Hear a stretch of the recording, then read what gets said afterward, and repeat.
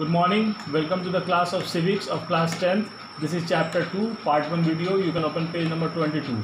The name of the chapter is the Union Executive, that is the President and the Vice President.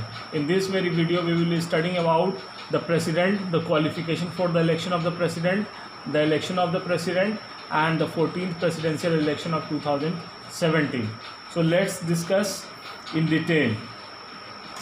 Here it says, in India, the Union Executive consists of President along with Vice President, Prime Minister and the Council of Ministers who assist and advise the President. What does the Union Executive comprise of? Union executive में president आता है, vice president आता है, prime minister आता है और council of minister आता है जो कि प्रेसिडेंट को एडवाइस देता है. So the entire union executive consist of president, vice president, prime minister and council of minister, right. So let's come to the topic of president. What do we mean by the president? What are the powers of the president? What are the qualification of the president? What is the procedure of election of the president? So we will be discussing all these details in the topic the president. This very topic, the president, right? The President of India is the head of Indian Union and occupies the highest office in the country. Since the framers of our constitution made India a democratic republic with parliamentary form of government, right? So here it says that President is the head of the Indian Union and occupies the highest office in the country. Head of the Indian Union means he is the titular head. He is not the real head. Titular head is the real head is the Prime Minister and President is the titular head. Since framers of our constitution made India a democratic republic with a parliamentary form of government, the president is the titular head of the state and all executive powers are vested in him. मतलब जितने भी executive powers हैं that are carried out in the name of the president. He exercises these powers through his council of ministers. Thus, union executive consists of president, vice president, the prime minister, and the council of minister. So the union executive comprises of president, vice president, prime minister and council of minister.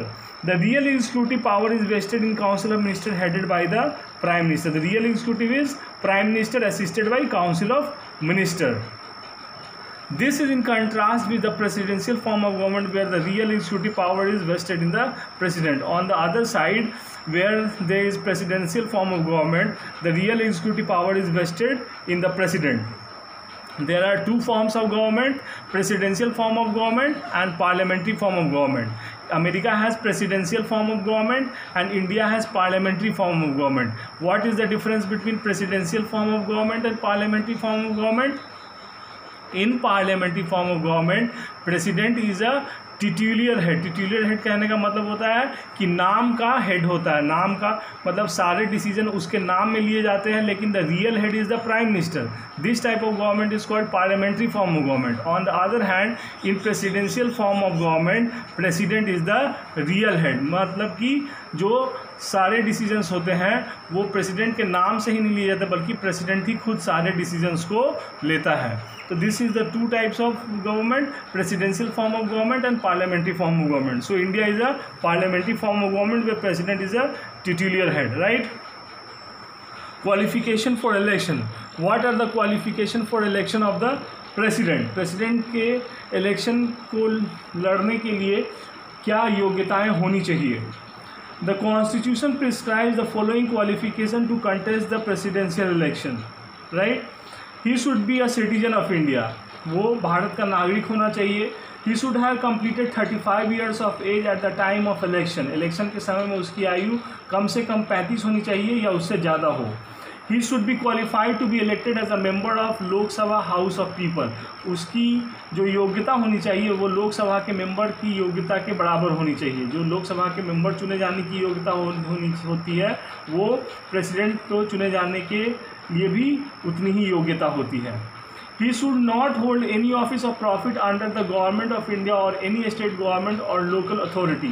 But a person is not considered to hold any office of profit if he is a president or vice president or governor or union member or a minister of any state. The Lok Sabha speaker or state legislative assembly can contest presidential election, मतलब किसी भी सरकारी पद पर नहीं होना चाहिए, किसी भी लाभ के पद पर नहीं होना चाहिए, चाहे यूनियन गवर्नमेंट में चाहे स्टेट गवर्नमेंट में। लेकिन प्रेसिडेंट जो पहले से प्रेसिडेंट है वो अगले चुनाव में अगर प्रेसिडेंट के लिए लड़ रहा है तो वो उसके लिए अपना दावेदारी दे सकता है, मतलब इलेक्शन में कंटेस्ट कर सकता है। कोई गवर्नर है तो वो भी इलेक्शन में कंटेस्ट कर सकता है प्रेसिडेंट के लिए, उसको मतलब वो भी एलिजिबल है। लेकिन कोई भी गवर्नमेंट सर्वेंट जो यूनियन या स्टेट गवर्नमेंट में या लोकल अथॉरिटी में जॉब कर रहा है, he is not eligible to contest the election until unless he leaves his job, right.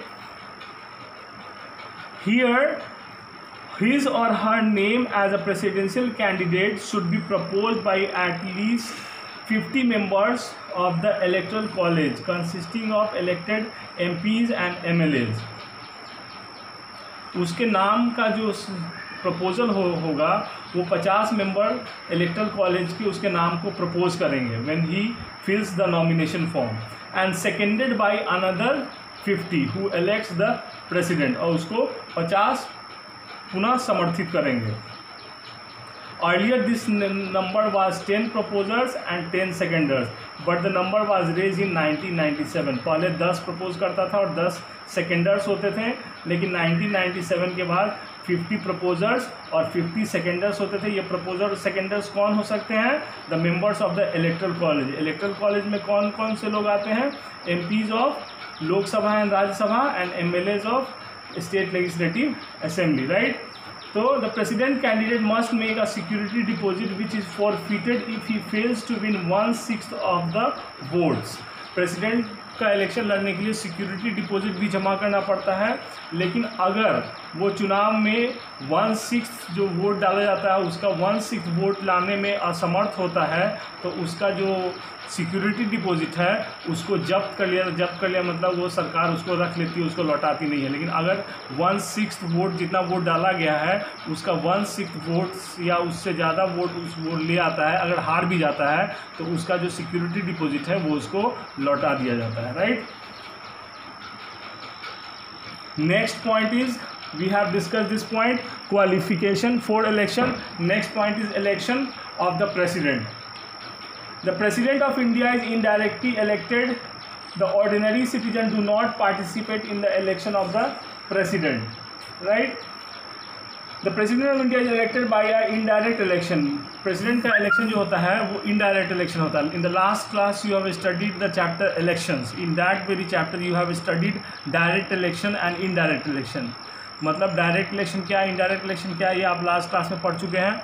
You need not to study what in this class what is direct election, what is indirect election, right?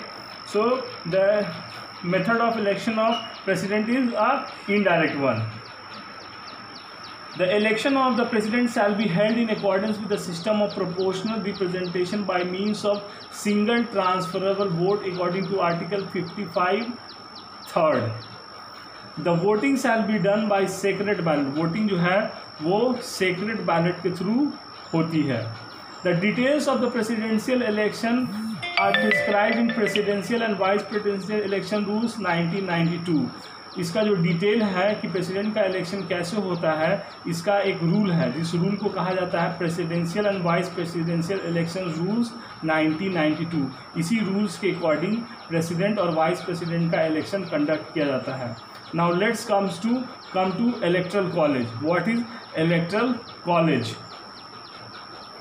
The president is elected by a body of electors consisting of electoral college. President जो है एक body के through elect होता है, उस body को electoral college बोलते हैं.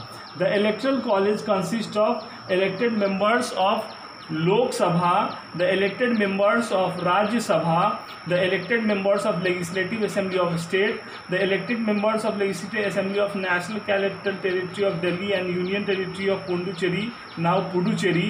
This has been introduced by the constitutional 70th amendment act of 1992 and has come to effect from 1st June 1995. मतलब electoral college में जो लोकसभा और राज्यसभा के एमपी होते हैं वो होते हैं, और मेंबर्स ऑफ लेजिस्लेटिव असेंबली होते हैं वो होते हैं। इसके अलावा दिल्ली और पुडुचेरी जो यूनियन टेरिटरी है और एक नेशनल कैपिटल टेरिटरी है, उसके भी जो एमएलएज होते हैं वो भी उसमें पार्टिसिपेट करते हैं। ठीक, right. The nominated members of Lok Sabha and Rajya Sabha and the nominated members of state members of Legislative Council state which have 2 houses and the nominated members of Legislative Assembly of Delhi and Puducherry do not form the part of electoral college to the election of the president। इसमें जो है कौन कौन से लोग इस electoral college का part नहीं होते हैं? जो नॉमिनेटेड मेंबर्स होते हैं, जिनको प्रेसिडेंट नॉमिनेट करता है, वो इसके पार्ट नहीं होते, चाहे वो लोकसभा के सदस्य हों चाहे राज्यसभा के सदस्य हों। जिनको प्रेसिडेंट खुद नॉमिनेट किया है, जो इलेक्शन के थ्रू नहीं आए हैं, वैसे लोग इलेक्शन के प्रेसिडेंट के इलेक्शन में वोट नहीं करते हैं। इसके अलावा मेंबर्स ऑफ लेजिस्लेटिव काउंसिल भी इसमें वोट नहीं करते हैं, और दिल्ली और पुडुचेरी के अलावा जितने भी अदर टेरिटरीज़ हैं उनके भी जो एमएलएज हैं वो भी इस इलेक्शन में वोट नहीं करते हैं। So in the next video we will be studying about the manner of election of president.